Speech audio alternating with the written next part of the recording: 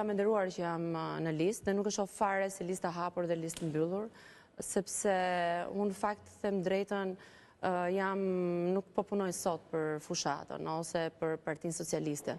Unë kam vite që garoj, kam vite që vrapoj, kam vite që investoj, dhe sot në siglën e Partisë Socialiste përfaqësohem si unë, Jolinda Dhame, me qëllimin për të qenë një njeri ndryshe. Është programi secilit, kush është agjenda që do ndjekë secili. Dhe unë e kam sporti, mjedisi, turizmi, të rinjt. Atë që kam bërë gjatë gjithë kësaj kohe. Do me thënë të gjithë të rinjve, unë e ofroj mbështetjen time dhe do jem zëri i tyre.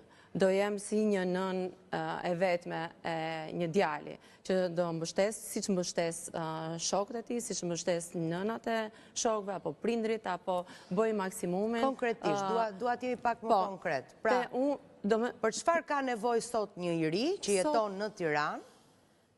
Cila është mbështetja që kërkon një i ri? Ka nevojë për t'i dhënë akses për